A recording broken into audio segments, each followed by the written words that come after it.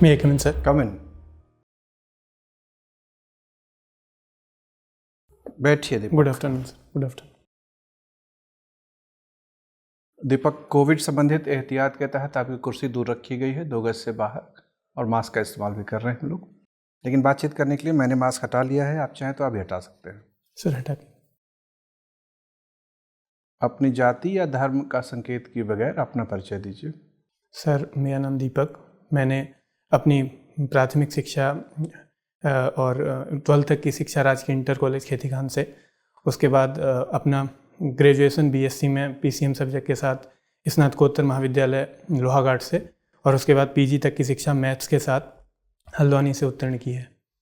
और उसके बाद मैंने यूपीएससी और यूपीपीसीएस की तैयारी कर रहा हूँ। क्या विषय रखा है इसमें आपने? सर मेरा ऑप्शनल हिंदी साहित्य है। तो मैथ्स छोड़ क्यों दिया? सर एक्चुअली 2016 में जब मैंने एमएससी कंप्लीट किया तो उसके 1 साल थोड़ा मेरे हेल्थ इश्यूज की वजह से मैं तैयारी नहीं कर सका। तो उसके बाद जब 18 में मैंने यूपीएससी का प्रीलिम्स दिया तो उसमें थोड़ा कम समय बचा हुआ था, तो और मेरी तैयारी मैथ में मुझे लगा कि इतनी कंप्लीट नहीं हो पाएगी, इसलिए मैंने मैथ्स ऑप्शनल उसमें, और फिर सीनियर से सलाह ली तो उन्होंने बताया कि हिंदी साहित्य एक अच्छा सब्जेक्ट भी है, और मेरी रुचि भी थी क्योंकि उसमें, तो उन्होंने बताया कि हिंदी साहित्य अच्छा सब्जेक्ट है और स्कोरिंग भी है, इस वजह से। शुल्ब सूत्र को गणित की किस शाखा की शुरुआत के लिए जाना जाता है? Sorry sir. सुना है शुल्ब सूत्र के बारे में? नाम तो सुना हुआ है। अच्छा, वैदिक गणित कहने से क्या किस गणित का बोध होता है? सर वैदिक गणित मतलब वो जो वेदों में हमारे, या जो पुराने सॉरी सर प्राचीन काल के 2-3 गणितज्ञों का नाम बता सकते हैं, भारतीय गणितज्ञों का? सर ब्रह्मगुप्त और भास्कराचार्य, आर्यभट्ट। ब्रह्मगुप्त कहाँ थे, कहाँ रहते थे? सर इसकी जानकारी नहीं है। अच्छा, उत्तराखंड की ग्रीष्म राजधानी क्या है?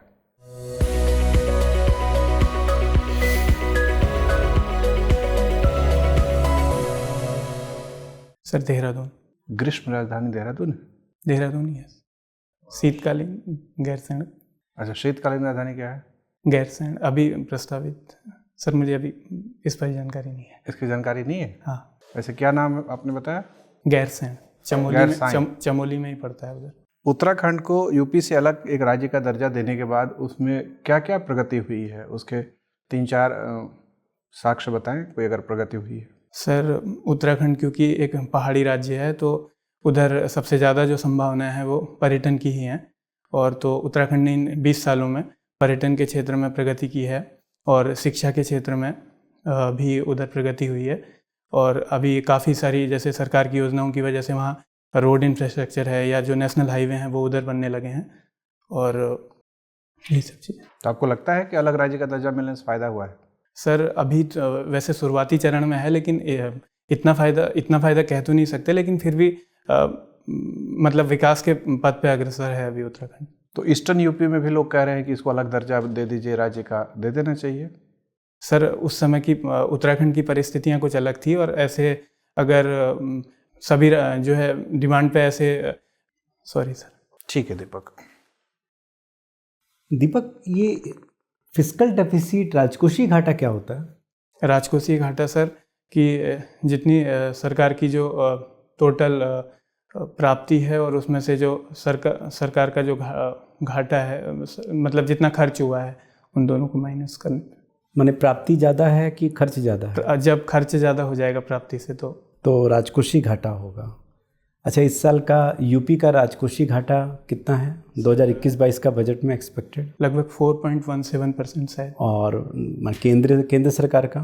उनका इस समय 9% के आसपास। अच्छा, ये बताइए कि अभी हाल ही में सरकार ने बीमा क्षेत्र में एफडीआई की सीमा को कितना प्रतिशत था और कितना प्रतिशत बढ़ाया? 49% से बढ़ाकर 74%। क्यों? क्या इससे फ़ायदा क्या होगा? सर इससे सबसे पहले तो वही कि विदेशी निवेश इसमें आकर्षित होगा, और विदेशी निवेश आकर्षित होने से नए अवसर सभी क्षेत्रों में उसमें बढ़ेंगे। बस इससे ही फ़ायदा होगा, कुछ और नहीं? तो वो तो पहले ही हो रहा था 49% में, फिर ये 74% से क्या फ़ायदा? 49% में ये था कि वो सरकार के स्वामित्व में तब तक, जब 50% से ऊपर में जो है वो निजी 50% से। अगर विनिवेश जानते हैं क्या होता है? सर विनिवेश मतलब जब सरकार अपनी जैसे LIC है अभी सरकार सोची, मतलब सरकारी कंपनी को सरकार जो है उसका कुछ हिस्सा जो है इन्वेस्ट मार्केट में जो है उसको शेयर मार्केट में उतारती है, और उसको कुछ हिस्सा कि सारा? सर विनिवेश में कुछ हिस्सा। कुछ हिस्सा, सारा नहीं उतार सकती हूँ? सॉरी सर, जानकारी नहीं है। अच्छा, अभी उत्तर प्रदेश सरकार द्वारा प्रॉपर्टी कार्ड बांटे जा रहे हैं, है ना? कौन सी योजना के तहत? सॉरी सर, प्रॉपर्टी कार्ड, कुछ स्वामित्व योजना के बारे में सुना है? हाँ, स्वामित्व। क्या है ये? सर स्वामित्व योजना में ये है कि जो भूमि है, भूमि के ग्रामीण क्षेत्रों में भूमि के सर्वेक्षण से रिलेटेड डिजिटल कुछ, इसी में तो प्रॉपर्टी कार्ड दिए जा रहे हैं। सर पूरी जानकारी नहीं है मुझे भी। अच्छा, उत्तर प्रदेश सरकार द्वारा बालिकाओं के लिए चला रही 3 योजनाओं के नाम बता दीजिए, जो इस बार बजट में भी उसका प्रावधान है। सर कन्या सुमंगला योजना एक पहली, और दूसरा महिलाओं के लिए एक पुष्टाहार योजना चल रही है। अच्छा चलिए, भूमि का अधिकार संविधान में कौन सा अधिकार है? मौलिक अधिकार है कि कानूनी अधिकार है? सर भूमि का अधिकार कानूनी अधिकार है। क्यों, मौलिक अधिकार नहीं है? तो मौलिक अधिकार और कानूनी अधिकार में क्या अंतर हो गया? मौलिक अधिकार वो जो मतलब जिनकी चर्चा हमारे संविधान में 13 से 34 में है, और जिनकी सुरक्षा। और कानूनी अधिकार की चर्चा कहाँ है? वो भी संविधान में होंगे, लेकिन मतलब वो मूल अधिकार नहीं होंगे। माने संविधान में कहाँ है फिर? जैसे अन्य आर्टिकल, जैसे संपत्ति का अधिकार सर 300 क में। बेसिक डिफरेंस क्या है कानूनी अधिकार और मौलिक अधिकार में अगर बात? सर जो मूल अधिकार है उनको संविधान के द्वारा सुरक्षा प्राप्त है, और सुप्रीम कोर्ट इसके लिए जो है वहाँ हम रिट जारी कर सकते हैं, और सुप्रीम कोर्ट हमारी इन अधिकारों की रक्षा करता है। और जो कानूनी अधिकार है उसमें ये सब हमें सुविधाएं नहीं। माने कानून की सुरक्षा नहीं प्राप्त उसमें होगी, लेकिन ठीक है sir, over to sir please. और दीपक जी कैसे हैं आप? ठीक है, अच्छा चलिए। तो सबसे पहले अगर हम बात करें, अभी कोविड की समस्याएं बहुत ज़्यादा चल रही हैं, तो चूँकि यूपीपीसीएस का आप इंटरव्यू देने जा रहे हैं, तो इसमें कुछ ऐसे एडमिनिस्ट्रेटिव स्टेप्स बता सकते हैं जो अभी यूपी गवर्नमेंट ने रिसेंटली लिए हों इसके रोकथाम के लिए, या रख रखाव या बचाव के लिए? सर जैसे पूरे देश में चल रहा है, उसी तरह यूपी में भी जैसे अभी वैक्सीन को लेके काम चल रहा है। वैक्सीन का जो है तेज़ी से, अभी 8 अप्रैल से वैक्सीन का काम काफ़ी तेज़ी पे होने वाला है इधर। और जैसे काफ़ी इलाकों में अभी फिर से लॉकडाउन की स्कूल बंद कर दिए गए हैं, और लॉकडाउन को लेके चर्चा है अभी। तो मान लीजिए कि आप जैसे डिप्टी कलेक्टर हैं यहाँ पे, तो आपको लॉकडाउन व्यवहारिक लगता है? ये व्यवहारिक है, इसे लगाना चाहिए बाकी चीज़ों को देखते हुए, प्रशासनिक उपाय के रूप में? सर शुरुआत में तो जैसे जब ये लॉकडाउन लगाया गया था, तब ना तो हमें ना सरकार को ज़्यादा इसकी जानकारी किसी को भी नहीं थी, तो उस समय ये हमको एहतियातन तौर पर लगाना पड़ा। लेकिन अभी मुझे लगता है कि अब क्योंकि लोग भी इसके बारे में जान गए हैं, और जो है क्या कहते हैं, लोगों को पता है, अगर उनको अनलॉक या जैसी ऐसी स्थितियां अगर करी जाएं तो उससे भी अंतर पड़ सकता है। अच्छा, अभी अंतरिक्ष प्रौद्योगिकी में एक नए मिशन के बारे में भारत सरकार सोच रही है, क्या जानकारी है आपको उसकी? सॉरी सर, भी जानकारी नहीं। ठीक है। पर्यावरण और पारिस्थितिकी से संबंधित पिछली वाली जो कॉन्फ्रेंस है COP की, वो कहाँ हुई थी और क्या उसका ऑब्जेक्टिव था? सर COP25 तो स्पेन मैड्रिड में हुई थी। अच्छा ठीक है, क्या उद्देश्य था उसका? सर यही पर्यावरण संरक्षण, जलवायु परिवर्तन के प्रभावों से प्रकृति को। चलिए ठीक है। आपका जो वर्ष है जन्म का वो 1994 है ना? तो उस वर्ष की कोई एक सामाजिक, एक आर्थिक और एक राजनीतिक घटना का उल्लेख कर सकते हैं? सर उस समय 1994 में राजनीतिक घटना में तो हमारे उत्तराखंड में उसमें एक खटीमा गोलीकांड हुआ था, वो एक्चुअली ये राज्य आंदोलनकारियों का। और 1994 में ही FCC की बैठक हुई थी। और सॉरी सर। चलिए कोई बात नहीं। अभी हाल में ही चमोली की जो घटना हुई थी, जानकारी होगी आपकी? जी सर। तो प्रशासनिक तौर पे क्या फेलियर्स था, क्यों हुआ ये? Sorry sir. अच्छा चलिए कोई बात नहीं। आपकी हॉबीज़ क्या हैं? सर मुझे प्रकृति में जैसे जानवरों के साथ बैठना अच्छा लगता है, और संगीत सुनना पसंद है। ठीक है, तो इसकी उपयोगिता आपके प्रशासनिक जीवन में किस प्रकार से लाभप्रद होगी? सर जैसे जानवरों के साथ बैठना या प्रकृति में, ये कहीं ना कहीं मेरे अंदर करुणा, सहानुभूति जैसे भाव और संवेदनशीलता जैसे भाव पैदा करता है, तो इसका फ़ायदा मुझे प्रशासन में भी मिल सकता है।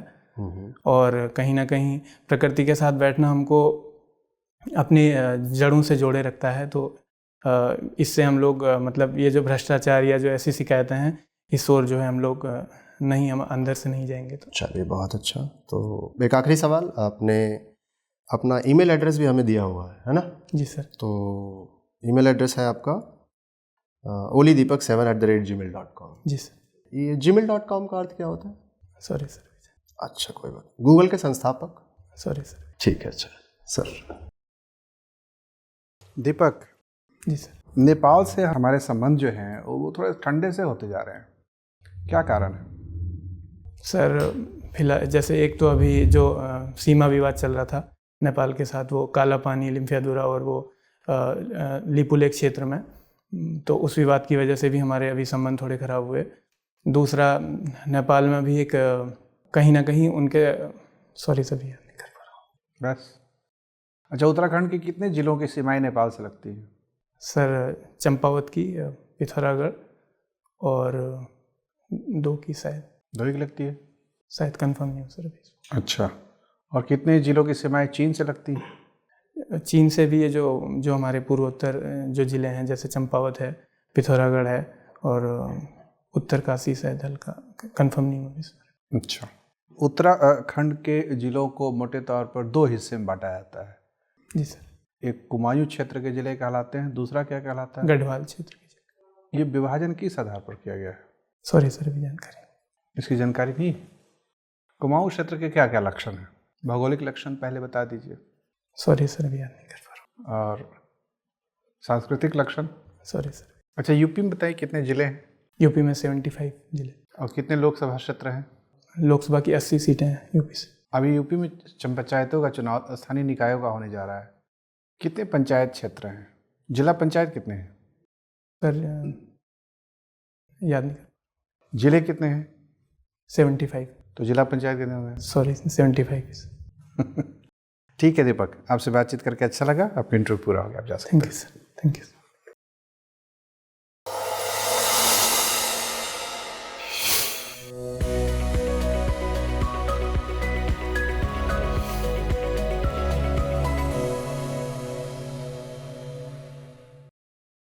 बैठिए। कैसी तैयारी लग रही है? 7 अप्रैल का ना इंटरव्यू? सर अभी तैयारी थोड़ा कम है एक्चुअली, बीच में कुछ गैप हो गया था। अच्छा। एक फिर कॉन्फिडेंस भी नहीं आ रहा था इतना अंदर से, डर पे। हाँ, वो हम लोगों ने महसूस किया। देखिए दीपक, आपके लिए चूँकि आपके आज 4 तारीख हो गया, 7 को ही आपका इंटरव्यू है। 5 और 6 2 दिन है, इधर आधा दिन है, मान लीजिए 2.5 दिन आपके पास वक्त है।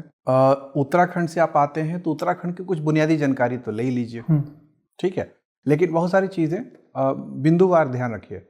एक तो आपका जो एंट्री ठीक था, लेकिन आपने आने की अनुमति मांगी थी, लेकिन आने के बाद आपका दिमाग थोड़ा सा ये रह गया कि आपने अभिवादन समय पे नहीं किया।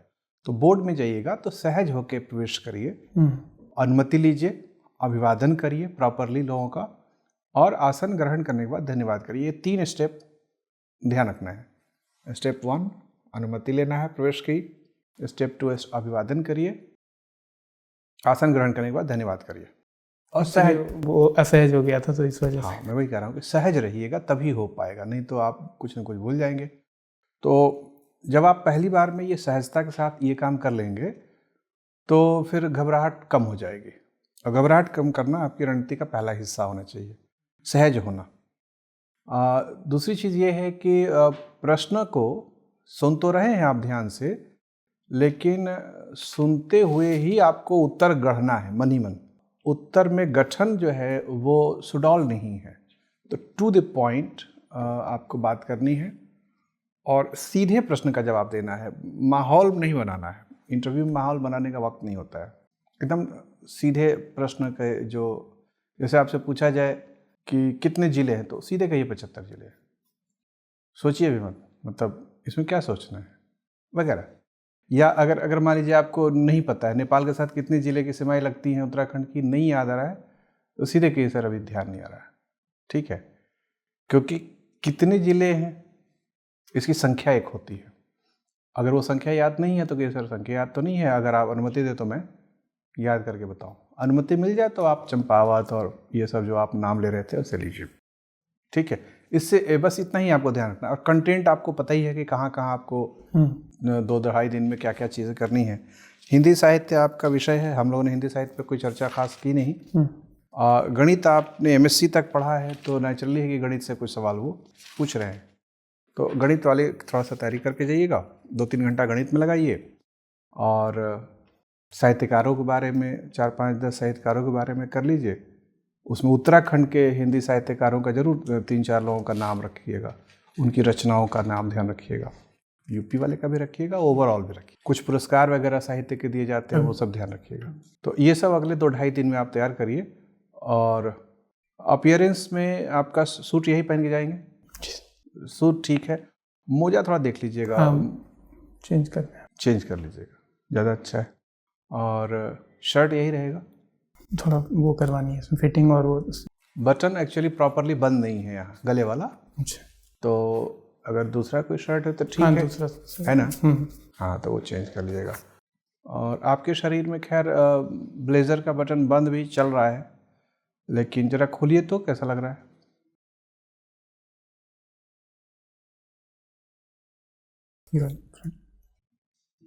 पूरा दोनों खोल लीजिए।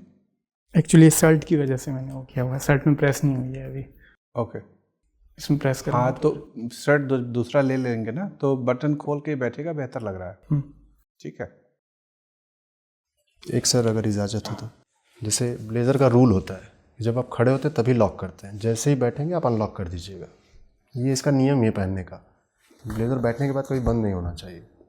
तो इस चीज़ को इनको अगर ध्यान में रखें तो अच्छा ही है सर। यस, ठीक है।